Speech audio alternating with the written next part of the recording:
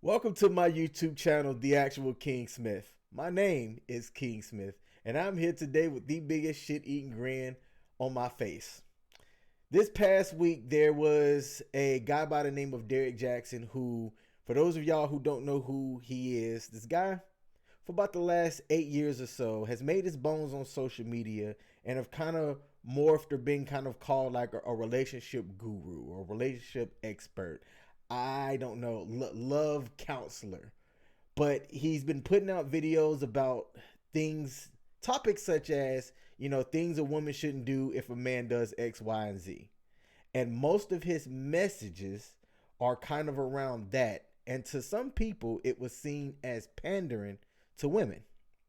And I can imagine that the people that buy his books, it has to be a majority women.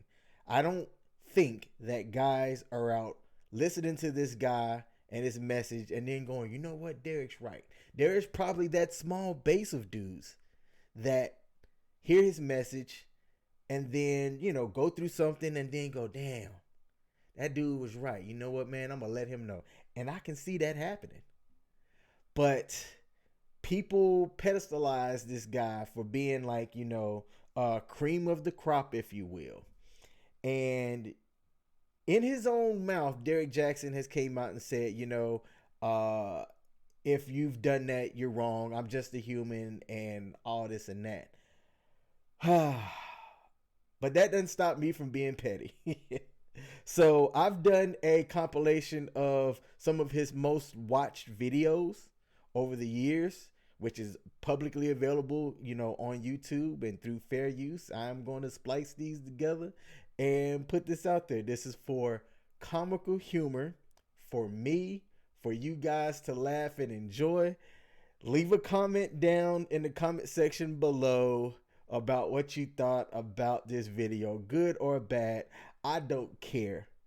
Petty Officer Smith is loving this. Petty Pendergrass couldn't wait for something like this to break. And without further ado, February 1st, this is something a lot of you did not know. February 1st, me and my wife separated. I'm talking official separation. Before that, we had like an unofficial separation. I'm not at the house, she's not at the house, we're not talking, we not blah, blah, blah. February 1st is the official mutual. I said, look, I don't think this is going to work. Separation. We had some challenges before that. And then we have a conversation. When we do have a conversation, she's letting me know, like, whatever you need to do because you're not my responsibility. I'm not linked to you. Like, we are together, but right now I understand if you got to go out and do whatever. Now, what that spoke to me was, I don't care if you're going to be with other women, et cetera, et cetera. And I really honestly just went to a place of effort. Just screw it. I don't care no more. I don't care about being a good man because look where it's gotten me. I don't care about serving God because look where it's gotten me. Okay. Now I'm in screw it mode, F it mode. I'm hitting up old chicks. I really don't care at this point. I don't care about my reputation. I don't care about the business. I don't care about any of that. None of us really slip up and fuck anybody. There was a rapport that we built. There was scoping out that happened. There was putting ourselves in that position. There was flirting.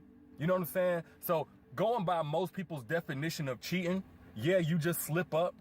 But the truth is, you've probably been cheating months before you actually put your dick in her. But the way you owned up to everything, it just showed me how much you've grown, But if time was what you needed just to gain a little perspective.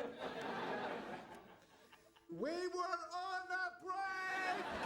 And more times, I would say 9 times out of 10, when a dude gets caught cheating, that wasn't his very, very first time cheating. That wasn't his only time cheating.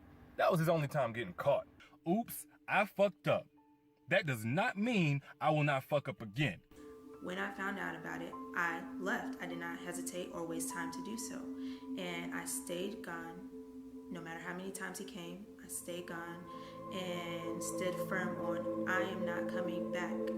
And I did not come back until I seen a shift and a change in him. So, with that being said, yes, a relationship can absolutely bounce back after infidelity is involved, but only if the right steps are taken after that infidelity.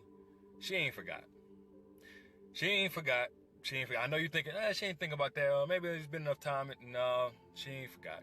I do believe there are things as a woman you can do to lose your man or push him away from you out of the relationship. But where that man ends up after you push him away is 100% his choosing. You should know that he has 100% control over his actions despite any circumstances. Somebody said, did I sleep with her? No, I did not sleep with her. I never slept with her. Our relationship was sexual in nature. But the truth is, and I'm saying it here now, is that Derrick Jaxn was involved with other women outside the marriage. And by involved, I want to be clear, I'm not talking about just casually kicking it, maybe a lunch or something like that. I'm talking about as serious as sex, to sexual flirtation and meeting up and that kind of. I didn't sleep with her or anybody for that matter because I got to get deep. I'm not able to perform when I'm super stressed. I didn't even have confidence that I could do something in that capacity. That's why I hit her up instead of somebody that I had actually had sexual relations with. I hit her up because we've always been able to do that. Just keep in contact, just talk, just flirt, and keep it at that. We all human and all that, but it's only so many times you can make a mistake before it's a premeditated decision. If you make a premeditated decision to lose something important, hell, you deserve to lose it. And I ain't got no sympathy for you. Because a lot of people like to say forgiveness is a process. It's not a one-time thing, but they don't really understand. It's not so much a process in terms of how much time it takes. It's a process in terms of how many times it takes to fully forgive. What I mean is whenever you told her about whatever it is that you did, whenever you at the time of discovery, that was just one forgiveness. But for every one forgiveness on that level, there's 1,000 more times she has to forgive you mentally. For all the things that's going to haunt her, all the things that changed about the way that she sees the world, sees herself. Every time that she looks at a woman that slightly resembles the girl that you stepped out on her with, and she has some level of resentment or anger or hurt that returns, she has to forgive you. Every time that she wakes up and she still feels exhausted because, she had a nightmare about you doing whatever you did before, like she has to forgive you at that time. She has to forgive you throughout the day. She has to forgive you whenever she sees her friends and her family that warned her about you and how you might hurt her, but she defended you against, and now she has to go into those spaces to hang her head low, humiliated and embarrassed that you proved them right. She has to forgive you for that. She has to forgive you whenever she looks in the mirror and she sees a crease that she didn't see before, a wrinkle or a cellulite or a roll or something that she didn't see before, and now she wonders, is that the reason why he stepped out? How can I change that? Like, she has to forgive you for all of these different things, all these things that haunt her, her paranoia, her trust issues, her doubts, her fears that you're going to do it again. So like, again, 1,000 different times she has to forgive you from that one thing that you revealed to her, and nobody wins 1,000 battles in a row undefeated. And how he carried himself and how he presented himself in conversations that we were able to have that we had never been able to have in just 12 years of knowing each other. And when we were able to have these dialogues, said, okay, Lord, this is something that you've had your hand on, and this was with me being completely removed from his life, and him pursuing God, continuing to pursue God, and continuing to eliminate these things that led up to the catastrophe that you guys are seeing for the first time. So there's nothing out there right now that is information that I don't already know about or haven't known about. And so this is not something that is new.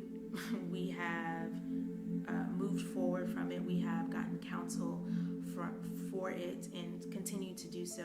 He is still continuing to pursue God and continuing to seek guidance and wise counsel from men of God.